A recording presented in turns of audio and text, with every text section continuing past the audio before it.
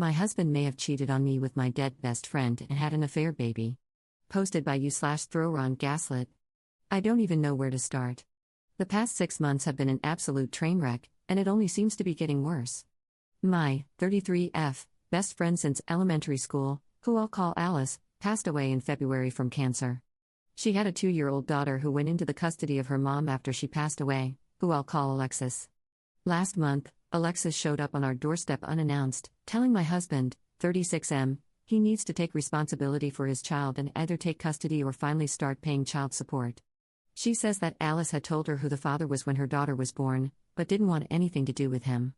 To answer the inevitable, Alice was a traveling nurse and made a lot of money, which is the only reason I can think of for why she didn't go for child support. During this conversation, my husband had the worst panic attack he's ever had, so we had to end the conversation before I could get more details. This is what he told me later. He said that Alice's daughter is probably his, but that it isn't what I think.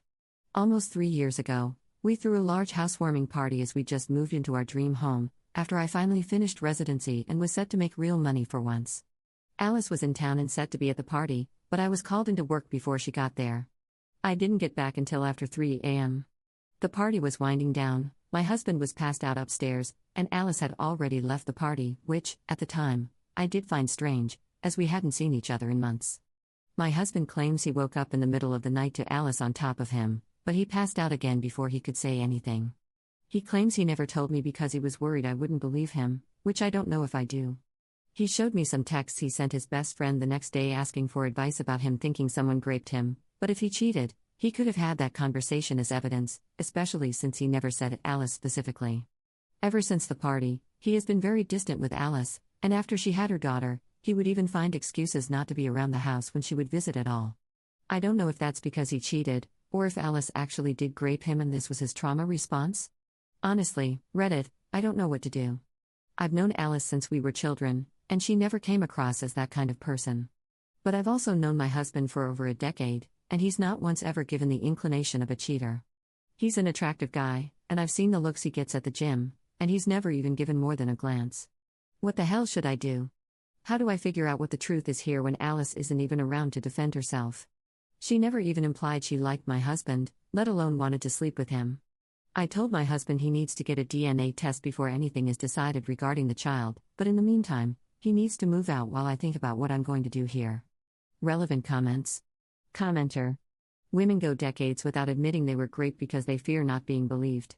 To be honest, men will often go twice as long, sometimes taking it to the grave, because they're almost always and automatically told it's not even possible for a man to be raped. I know you have to go on instinct, but his story makes sense with the text he sent his friend. He also hoped to never be around the woman he believes raped him again, which is why he made himself scarce afterward. If he's as smart as you say, he wouldn't have wanted you alone with Alice, ever, because she could have revealed an affair. He would have tried to distance your bond. Instead, he hid, because she couldn't really say she raped him. You said she wasn't a fan of his at all. She thought you could do better. So why wouldn't she spin it as him coming on to her? It's because she was the one in the wrong. Ops response. Thank you, you're absolutely right. With her level of disdain, if it had been an affair, she certainly would have told me, if only to separate us, especially on her deathbed. I was in the room with her, holding one of her hands. She obviously took this to her grave, and the only reason she would is if she raped him. Again, thank you. Update same day. After talking with you, I've come to the realization that my husband is being truthful. My best friend raped him. Several people pointed out that, with Alice not liking my husband, if it were an affair, she would have told me when she was dying, if only to separate us. You're absolutely right. I was there in the room while she passed. I held her hands for days, we talked about so much. If it had just been an affair, she would have told me. But if she raped my husband, she wouldn't have said a word. That's the type of thing horrible people take to the grave. I've also come to the realization that I made a terrible mistake asking my husband to leave for a few days while I gathered my thoughts. Not to make excuses, but losing my best friend to cancer, a long cancer fight at that, was brutal. To say that I was devastated wouldn't do it justice. That it happened only 6 months ago, I'm still feeling it every day. So to have this thrown on me? It's like I'm losing her all over again. Either she betrayed me and screwed my husband, or she betrayed me and raped my husband. Not only have I lost her, but now I've lost the good memories, an entire lifetime's worth. It was impossible for me to look at him and not also see her and be struck with the horror and realization of that loss all over again. I felt I needed to be able to break down, grieve, and think without the fresh wave of loss I got every time I saw him. It was wrong of me to ask him to leave, you're right, and as of a few minutes ago, I've righted this wrong.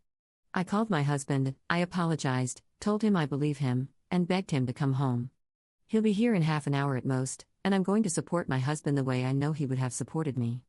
I've been an off and on Reddit user for several years, and sometimes the advice given on subreddits like these can be a bit hit or miss.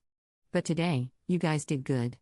You've helped me realize not only that I was wrong and being stupid at that, but that I was hurting the person who needed me the most. I was selfish. I have no idea what we're going to do as far as the potential daughter is concerned, but I can assure you we'll deal with it together. It's going to take a lot of time, and probably a lot of therapy, to grieve this new loss. I feel numb now, as though I'll never cry again. My best friend raped my husband, which means she was no friend of mine. She flaunted it, coming to my house, sitting with me, and gabbing. She brought her child here, trying to rub it in his face, right in front of me. She tortured the man I love, and I was an unknowing party to it. I feel sick to my stomach over how many times she came over just to hold it over him. I'm honestly at a loss for how to make that up to him. If you all have any ideas, please feel free to give them to me. I think I'll need all the help I can get. Tomorrow, I'm going to take a leave of absence from work, just until we can figure out our next steps and get our heads on straight. Thank you, everyone. Second update 7 months later. I've received a lot of messages asking for an update, so I've decided to finally sit down and write one out. As you can imagine, after the total crap show that was thrust upon us, this update isn't likely to answer any of your questions, only present a few more. I want to start by telling you all that I love and trust my husband. My reaction to ask him for space to think, in retrospect, was wrong, but at the time, I didn't know what to think. It was a combination of losing my best friend again, and also the fear that I was losing my husband that sent me spiraling. Again, it was a mistake to ask him to leave, and I did rectify that in the end. Now, for the update. As mentioned in the original post, I did take a leave of absence from work, and we spent a long time just being together, talking, reaffirming our love for one another, and figuring out what to do next.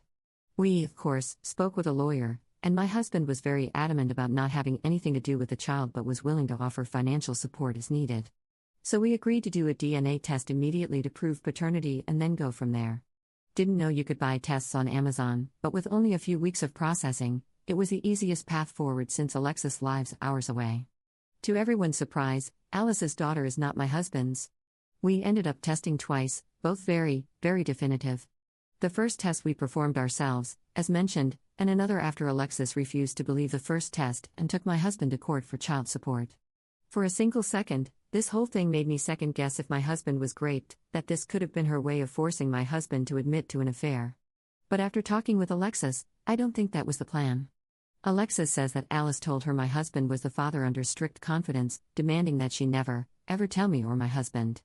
We were only ever to be told if Alexis died before Alice's daughter was old enough to take care of herself, so that she wouldn't end up in foster care. The only reason Alexis came to us then, instead of keeping that secret, is because Alice's life insurance wasn't being released yet, and she was out of options. She also felt I should know my husband and her daughter had had an affair. This all reaffirms in my mind that Alice did grape my husband, with the expectation of getting pregnant with his child. She obviously had other partners at the time, since one of them fathered her daughter, but no one knows who. It's clear to me that Alice believed it was my husband. I did suggest Alexis upload a sample to Ancestry, see if any matches pop up, but as Alice traveled all over for work, I don't know that anything will ever come of that. In truth, I've washed my hands of the situation. Alice did enough damage, and I don't particularly plan to be around for any more. My husband and I have gone through a lot of counseling and will likely continue for a while. This whole situation damaged us both, my husband more obviously, and I don't think we'll fully heal for a very long while. To answer a few questions. No, sadly there isn't a hidden diary or text to explain what the F was going on. My husband and I are not getting divorced. He understands why I reacted the way I did and has been strong when I was weak before. I've spent the past 7 months being strong while he was weak, so we're considering the whole thing even. We are still madly in love and plan to be together for a long time still, more on this. No, we will not be adopting Alice's child. If she had been my husband's, we would not have been adopting the child. Ultimately, I thank Reddit for setting me straight. There was a massive outpouring of support and corrective advice, To say I got a slap in the face would be a descriptive but apt way to put it. I needed it then, and I thank you for it. To say that you may have saved my marriage is an understatement. I do, however, have some good news. During my leave of absence, while my husband and I rediscovered what makes us love each other the most, I got pregnant. We're expecting our first baby, a girl, in a little over 3 months, and my husband and I are ecstatic. And no, we will not be naming her after my dead ex-best friend. Relevant comments. Commenter. I'm willing to bet she was jealous of your life and, for a minute, wanted to know what it felt like to be you. So she waited for your husband to be in a vulnerable position, intoxicated and passed out, and took her shot. She probably had random partners to either make herself feel less guilty about graping him or to try and get pregnant and really take a shot at him, making him believe her kid was his and maybe hoping he'd kick you out and move her in. She probably told her mom it was your husband's child to save face and avoid admitting she didn't actually know. She probably figured no DNA tests would be done, but even if it was, she wouldn't be around for the fallout. She truly was a crappy human being. I'm so happy for you both that it's not his child. It's bad enough she graped him, but to have to deal with a child on top of it would be horrible. Enjoy your little one, hopefully, you can all put this behind you now. Commenter 2. Honestly, I just think she wanted a child. She was sleeping with multiple people,